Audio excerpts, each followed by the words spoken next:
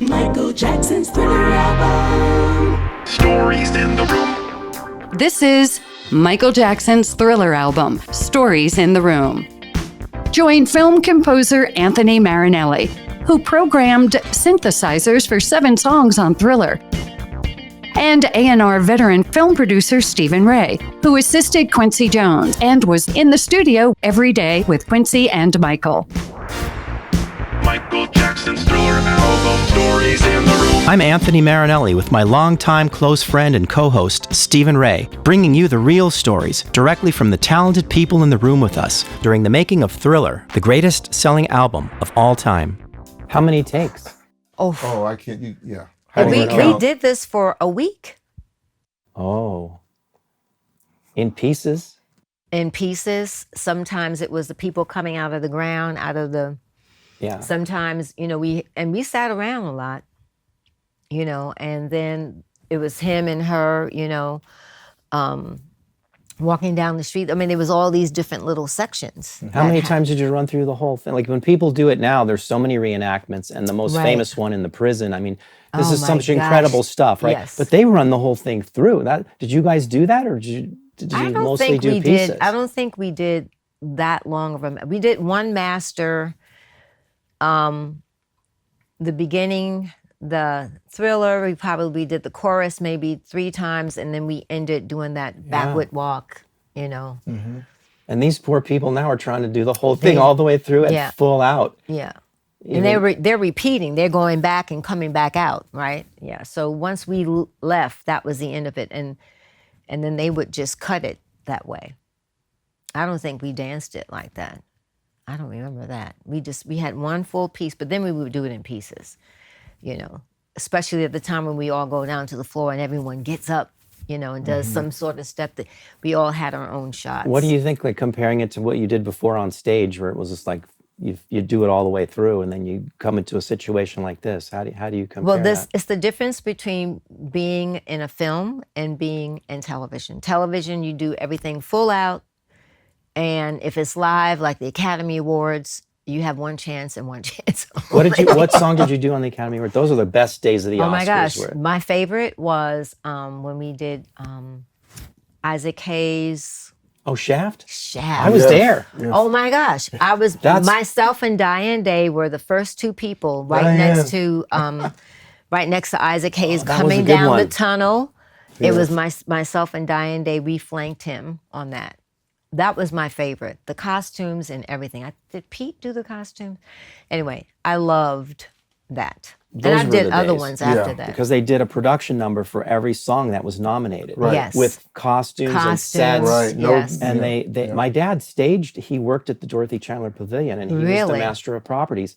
And that was his favorite part of working the Oscars every year. Because it was where we had all the arts for LA, but the Oscars would come in and kick everything out, and they would set it all up. But working, because that was like the old school for him, was doing these numbers where he would have to have things coming out, and it was time to the music. Yeah. Which is what drove, he'd be like, oh, there's a cool song, and it's got all, because there was choreography of the sets. Yes. So, yes, there was. Yeah, they had to, and they didn't want to run you guys over, and there's a lot of things going on. I.e., what is it, Ghostbusters? Remember Ghostbusters was on? So I did that. And the choreography of the sets went out 8 counts too late.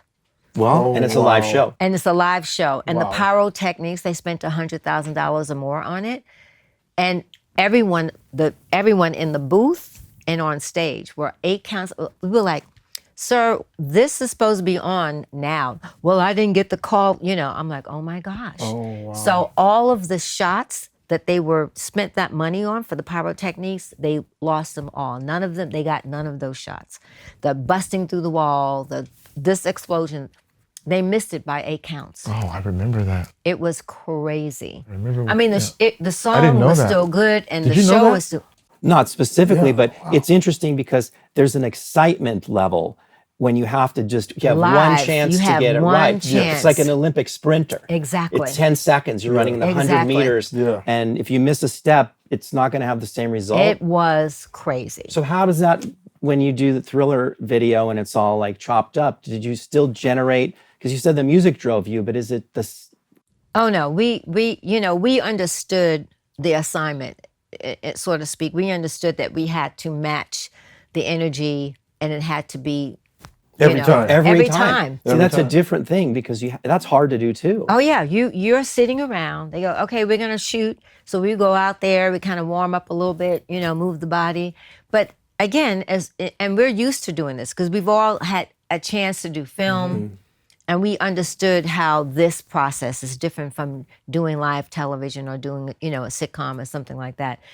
But variety show, not a sitcom. But so we understood. So you just keep the body warm. You warm up. You're sitting around. You do I remember all seeing that kind of you stuff. all do that. That was the most impressive thing for me. Was we had every to. time it was like cut, high energy, cut, Right. High energy. cut. Every time. You just cough it up. Like an NFL player, you have to Yes. explode 6 Right. seconds. Exactly. Yes, it Exactly. is It's exactly anaerobic. that. Hike. Yep, it's exactly that. Yeah. And it can be, a detriment to our bodies. Many people have injured themselves. That's way harder on the body because In Oh, it heels is. and cold weather. in heels and cold weather on cement. Yeah, it's because in the stage too, like the natural choreography is going to have a build to it. Right. You don't just start every number like bam, Right. like at 100%. No, Usually, Right. because you have a dramatic sense and flow to the choreography. Right. So if you started from the beginning, you're just doing that little walk, you're kind of warming up to You're it. building right? into But the when you move. go into the middle and they go, okay, let's do this piece where everyone is moving their bodies like this, or do the piece where everyone explodes, ba-da-da, ba-da-da. All of that had to be from cold to hot in less than 15 seconds. It was crazy. With the demand of all the powerful people. I mean, Right, and we were being watched. We had an audience, so we were performing. The people came down in the middle of the night to watch us. and that was okay. Everyone, you can't really stop. Well, they it, couldn't I do it. guess, There's nothing right? they can do about it. Yeah, there's a gate. They just came to the built a gate. gate. They gated up the whole area, and people were all around screaming. We had to tell them to keep quiet. All the PAs were was running around crazy. saying, please, They're please, part please. of it. Well, that's part of the energy, though. Yeah, that helped us. Yeah. And Sure. look, we're doing this for Michael. Michael was the biggest thing in showbiz at that point in time. Everyone wanted to do this. Everyone wanted to be in this video. This was like the hottest gig at that time. Videos were new, but this video was special. And some of the other videos I've done, have, I didn't do a lot because they didn't pay a lot, but he was paying. And it was Michael, and we wanted to be part of his history. So it was great to be around him, the king of pop. And how was it a game changer for you? And not only in terms of your career, because anybody that worked on anything thriller, I mean, people want to know stuff about Yes, it, right? yeah. But was it a game changer for you conceptually in terms of how you thought about dancing and music moving forward?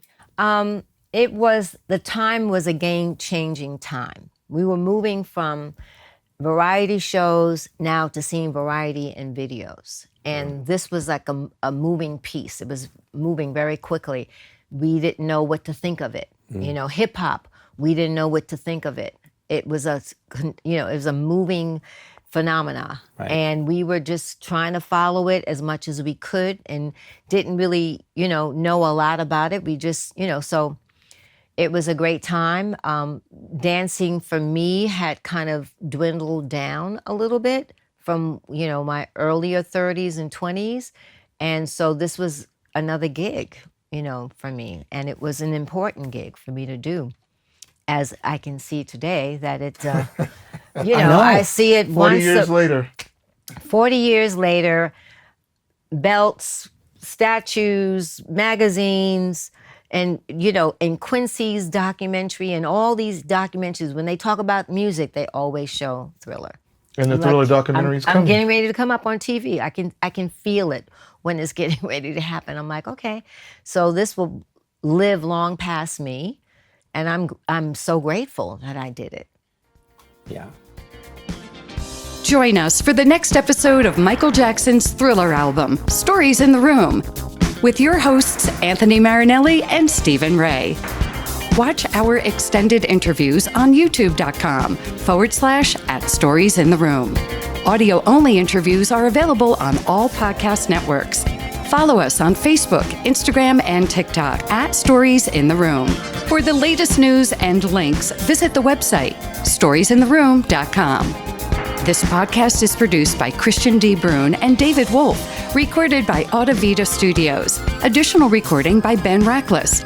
Edited by Jay Spang and Sean Hedinger. Music by Anthony Marinelli and Stephen Ray. Michael Jackson's Thriller album.